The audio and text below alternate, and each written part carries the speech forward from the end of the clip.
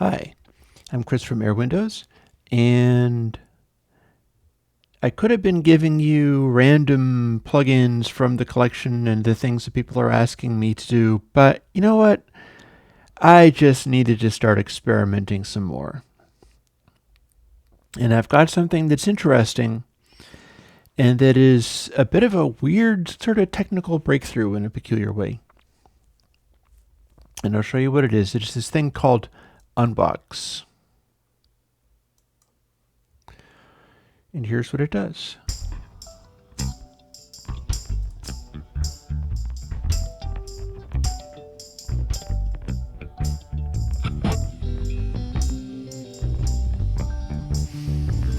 You notice how it's squishing down the level a little bit there? It is a distortion device, but it's not your usual distortion device.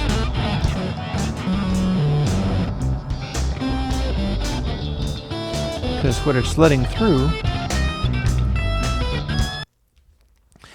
is some highs and lows that aren't being included in the distortion.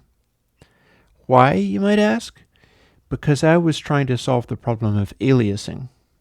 And I'll show you what that is, because I have a new test file that I'm going to have to use bit shift gain to turn right down, because it's a super annoying test file.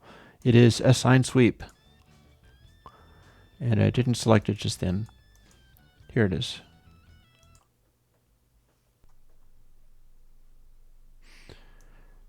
It might be too quiet to hear, but then we're down super low. So this is what a sine sweep does. I've turned it way down with bit shift gain so it doesn't make you insane, because it will really hurt your ears and be incredibly annoying if you just let it do it. As you can see with the noise floor around 96, this is a 16-bit file, but this is from something. I've been doing a lot of testing using a recording that was put together to test broadcast audio processors. It's the processor torture test recording. So a little over an hour, if I remember correctly. And it's basically a whole bunch of copyrighted music, but it's chosen in such a way as to provide the maximum challenge for, OR bands and broadcast processors and stuff like that. This is one of the things that was in it. And since this is not copyrighted sine sweep, as far as I know, you can put noise on YouTube and somebody will try to copyright claim it. This should be fine. Now I'm going to show you what aliasing is. Watch this. This is density.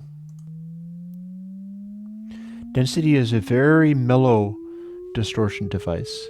See, I can turn it off and turn it on, and you get just a couple of harmonics.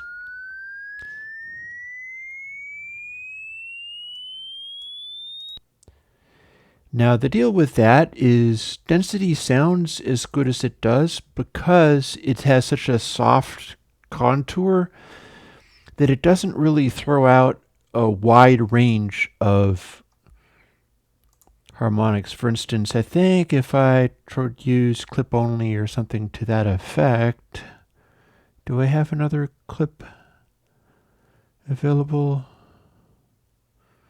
I don't know if I have a handy one available.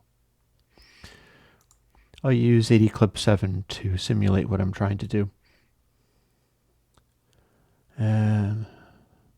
Without any soften, without any advance. And if I do this, I'll also have to boost into it. But if you have a hard clip, like 80 clip is serving the purposes of a super hard clip, you have the harmonics going all the way out to the Nyquist frequency, which is this red line. And that looks like this. And you might be able to see that they're bouncing off the line and coming back. That is aliasing. And then you can hear it. The swoopy noises. The higher the frequency, the louder the swoopy noises. Now, I'll show you, after having showed you what really hard clipping sounds like with that use of AD Clip 7, with density, I can show you this, and you'll see that immediately there are some harmonics.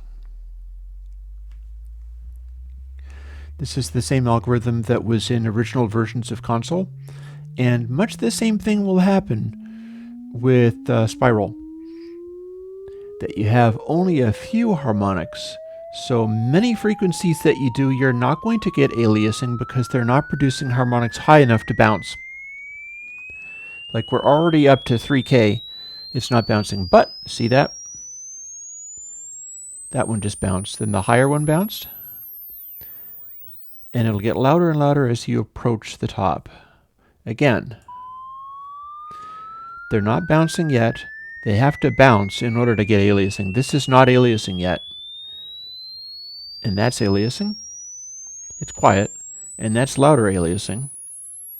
Because nothing is being... It's a very primitive algorithm. Part of the reason it sounds good is that it's not overcomplicating things. It's not overprocessing. And because of the lack of super high harmonics, it's not muddying things up with lots of aliasing, because below a certain frequency, you're not getting aliasing. It's not producing. This is not aliasing. I can make other frequencies. For instance, that's boosting it quite a lot. And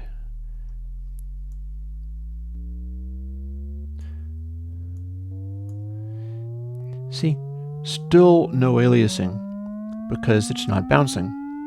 You can see when these are going to start bouncing, but we've got a lot of harmonics in here, and only now do they start bouncing back. And they'll bounce harder and harder the louder the harmonic is, until the top one is very loud. And they're all bouncing at once. That's what people talk about when they're talking about aliasing.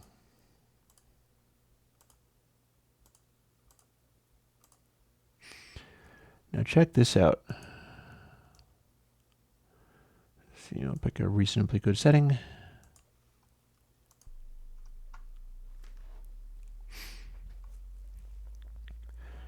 Notice that we've got some funny behavior. We've got a couple of harmonics very plainly and clearly. They're fairly loud, in fact.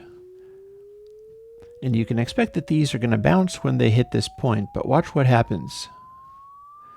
That's the whole purpose of this experiment.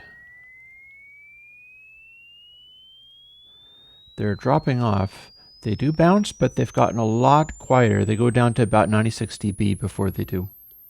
And then this final bit, nothing. The way this is being done is that I am filtering the signal as it goes into the distortion. And then I'm taking the output of the distortion and averaging a bunch of its effects together.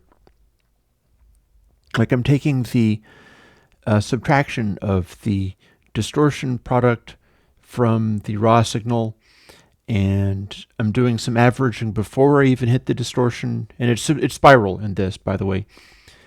And then I'm averaging the result of the distortion. Basically, everything that I'm doing is trying to transition from the distorted sound to the raw sound that hasn't been distorted over a certain frequency. It's basically taking the result of the distortion and treating it as its own thing.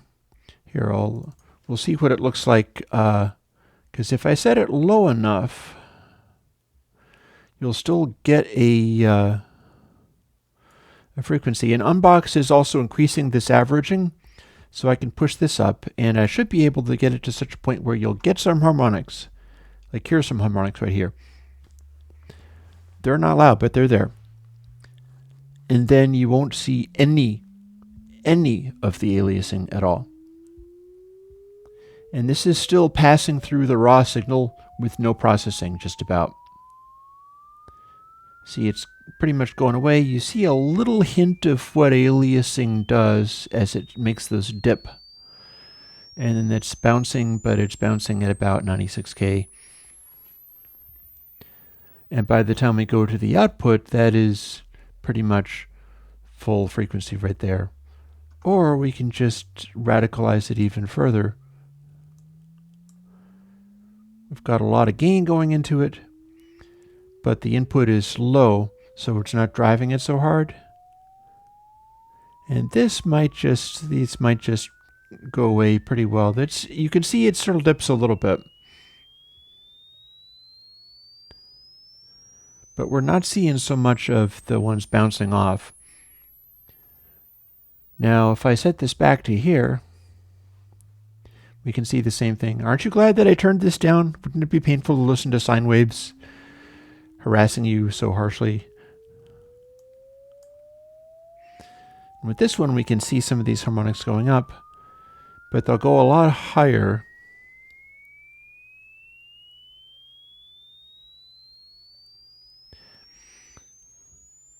And that bounced at the last moment. But this last one, as you can see, this is really loud. This is like 12 dB. And lastly, I'll show you what it sounds like and looks like when we have it more or less at default settings. We'll have it at a sort of medium setting here, 0.5, and you can see what it does when we're slamming it pretty hard.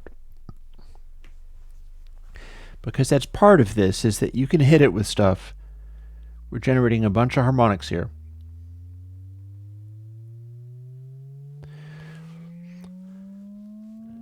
And you'll see we can plainly hear we got loud distortion harmonics going on. But they do still tend to fade away as they get up to the top. And rather than just using a plain old filter, our signal is continuing onwards to 20K.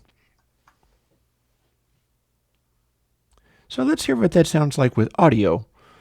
For instance, one thing we could do is go to our old faithful that hasn't been a first choice for a bunch of time, Alien Kittens, and mess with that a little bit, because what this distortion device does in its capacity as a relatively aliasing-free distortion device that lets highs, and also it lets lows, because I included lows, get through, is it tends to soften stuff up in this really interesting way. And I'll show you, because you probably heard this one before. But have you heard it like this? That's a lot of distortion, or so you'd think, until I do this.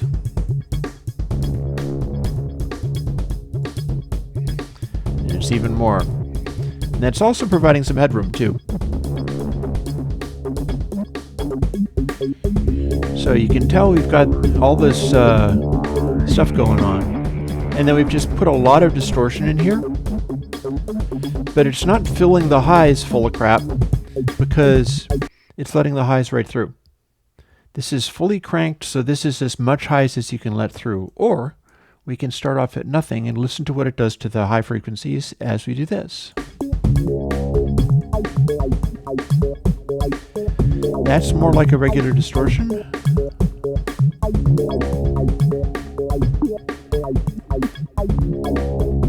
Now we're starting to get into an interesting zone.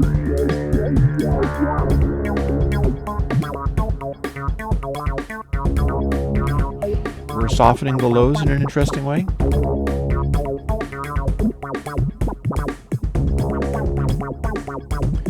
And now we're starting to bring in a lot of distortion.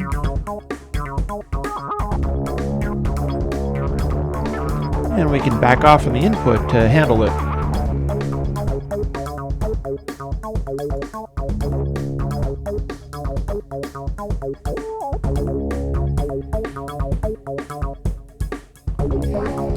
So this is still letting some highs through.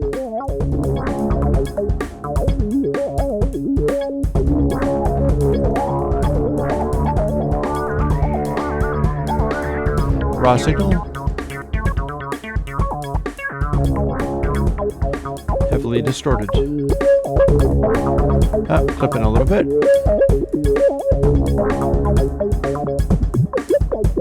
Let's make sure that red line doesn't happen. Still a little bit of red line.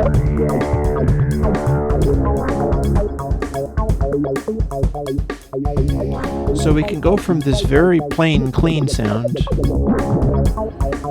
to a fairly heavily driven sound, but the highs are not getting grunged up, and that's because of the way this bizarre distortion algorithm is working. And another point is that it is retaining a clarity from not passing all the dry signal through all of this complicated oversampling and stuff. It's not doing a cajillion math operations and everything. It's doing this distortion calculation. It's sort of polishing it, and then it's applying it as a single subtraction to the overall sound. And we can throw on some other tracks and further explore what that sounds like.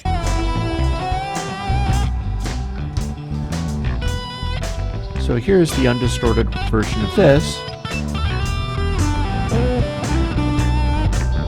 And now we're distorting the heck out of it.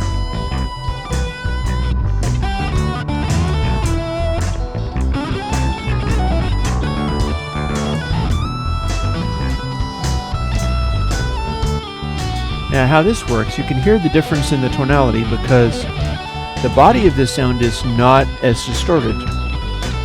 Then we turn this on. All the internal parts, the bass, the guitar, everything is generating harmonics, but the harmonics are all being cut off before they get to the super highs, and then the super highs are being let through without modification. So what you get is raw, and then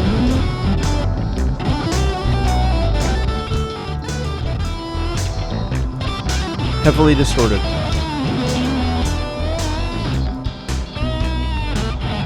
So that's an interesting result that you can't get with other plugins. You can't get this. Here, we have a little headroom. That's so loud I should use bit shift gain to turn it down some more. Plain. Heavily distorted. Now you can't get this out of just a heavily oversampled distortion, because what's going to happen is you'll have the harmonics, sure. You'll have the harmonics fairly well trapped in, but these harmonics are being suppressed kind of as if they were some kind of tube thing or whatever. One of those things where the harmonics don't just automatically go all the way out to the highest frequency you can get. And even while these harmonics, I mean, I can increase them this way.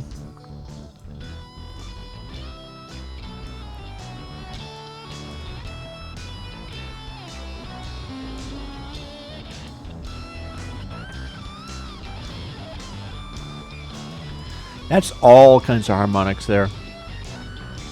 And there's a little bit of aliasing happening here.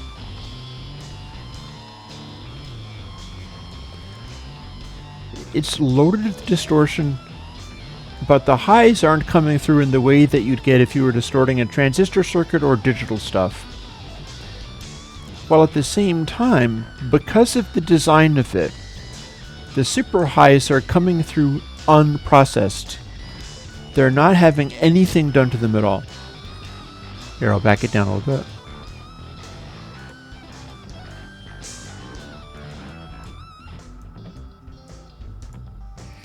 So this might be an interesting tool for you. It might be an interesting tool for any number of people in any number of ways. Like I can also demonstrate some things like use it to beat up drums.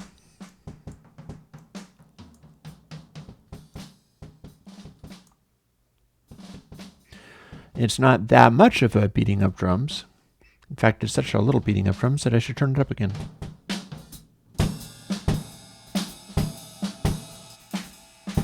raw sound.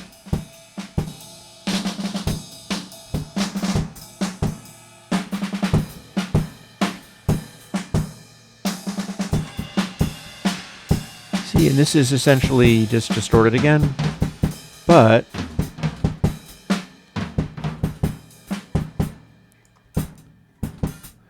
gets kind of softer.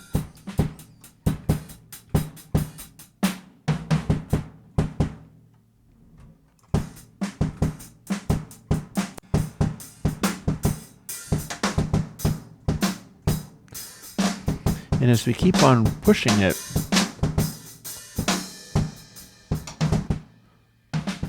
we can get an interesting difference in the sound this way. Here's raw. Now that could be kind of useful. That is using drums, but the drums are generating harmonics that are just not going all the way up to the super highs, even when they're quite heavily distorted. You can push it in this way for a sort of mid-rangey punch. That's a pretty decent tom sound.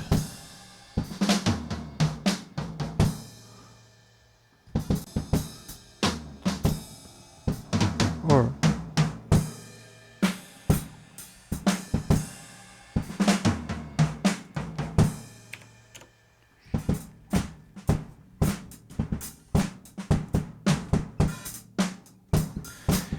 there's definitely some useful things in here.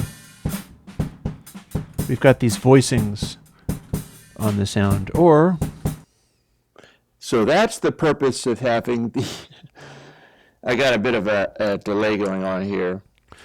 And the delay will make me scream with horror! Ah! And the nasty distortions that I'm demonstrating for you is, it's called a quick voice clip. And it's for that. So the trouble with that one is that it already has hard clipping on it, so it's already blowing up the super highs.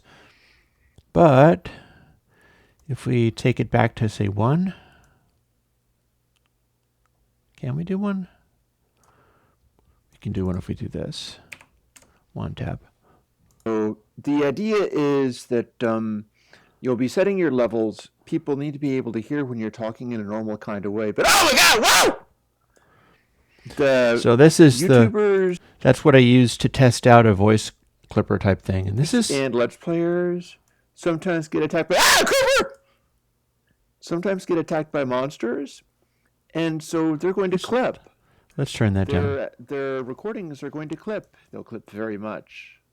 And you've got to be ready to deal with the... So that's a pretty difficult demo. That's not that easy. But I have one final trick that this does. Here is a guitar sound. Listen to the madness. Mind you, it might not be the greatest guitar sound, but check this out.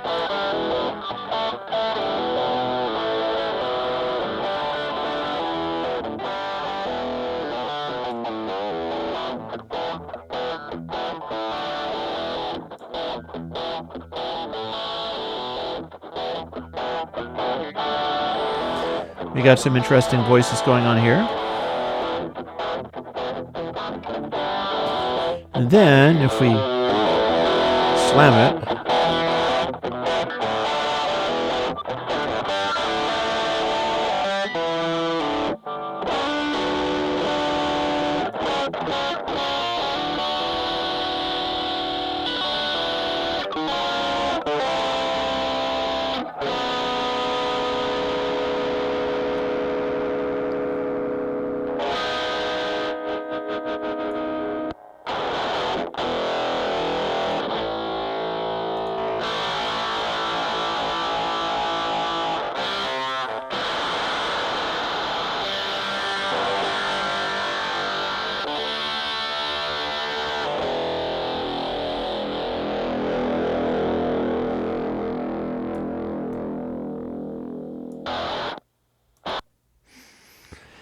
so there's a new toy in town.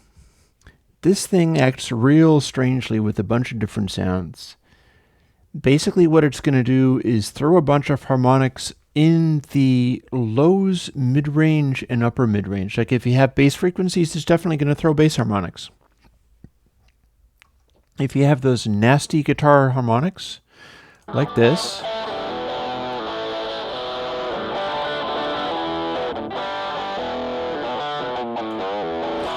what it's doing is, as I increase this, the distortion harmonics that UnBox is generating inside this part get higher and higher, but it's also letting through more of the untouched extreme highs from the raw signal. So that's how we get these colorations.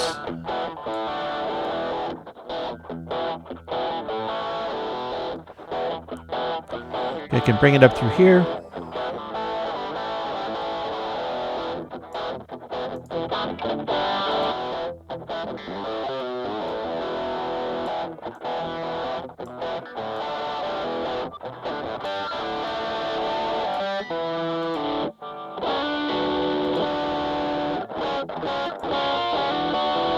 Raw, and with some extra distortion.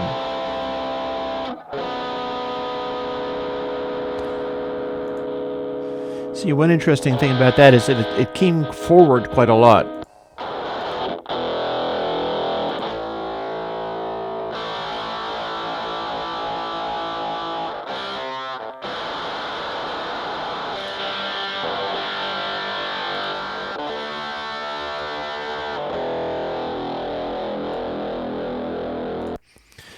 Enough fun with that. So, UnBox is the new toy in town. I hope you like it. It's maybe a kind of strange thing, and you're going to have to get used to it because it doesn't act like a normal distortion or a normal compressor or a normal console emulator or a normal pretty much anything. But that's kind of why I like it, because it's the output of a algorithm that has good sort of digital integrity as far as retaining a lot of the raw signal.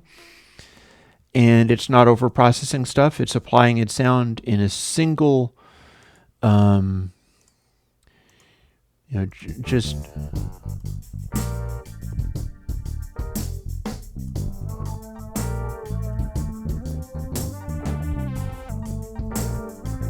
enough. UnBox is free. You can go ahead and try it all you like. There's probably a download attached to whatever you're watching this on, if you go and look for it. And I hope you like it. Maybe it might be useful to have a sort of weird new voice in town. And it's certainly useful at letting through some of that detail and stuff. The reason I call it UnBox is because the idea is that mid-rangey sounds are maybe kind of boxy, like this.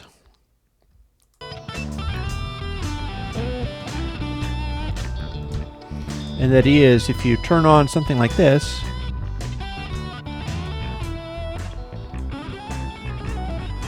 and you're taking the boxiness, the mid-range out of it, you're redistributing mid-range into higher frequencies so that they're more easy to hear, and you're retaining some of the extreme lows and the extreme highs so that you have clarity. Like this mid-range zone sounds kind of like a mid-range suck-out, whereas the unprocessed stuff, it's not as distorted and it's MIDI. It's more MIDI, whereas you have more of the boom and tinkle coming through here, and it gives you a level boost if you want to use it as one. Like our levels are going up to around here.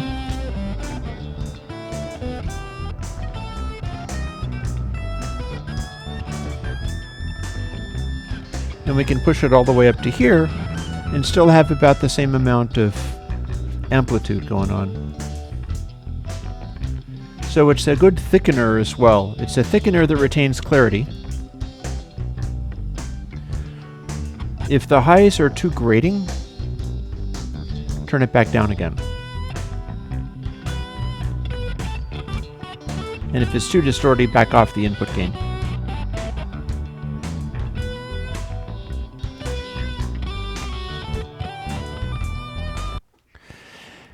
I could play with this all night. I'm not going to play with this all night, but you can. Go ahead, download it, and play with it all night if you like. And if you absolutely love it and it finds useful things to do in your mixes, then by all means behave as if you're buying a copy of it at $50 a pop and getting lifetime support and the source code, which you don't normally get for $50 plugins. Mind you, you don't have to because it is free, and if you can't do that, that's fine too. But if you're easily able to afford a $50 plugin, by all means behave as if this is a $50 plugin and jump on my Patreon. Add the equivalent of $50 to what you're pledging on Patreon, and it'll set me up to do all kinds of great experiments. I would never have imagined that I would have this plugin to give people for free roughly 2 years or so ago when I started doing the Patreon thing with airwindows. And that's something that I really am happy about, because I like being able to get the tools out there and still be able to survive. Like, doing it this way doesn't mean that I'm doomed to be destroyed and go out of business. And I can't go out of business. I have enough patrons to survive on, and I can do what I like. And it turns out that doing what I like involves doing stuff kind of like this. And what can I say but I hope you like it. Have fun.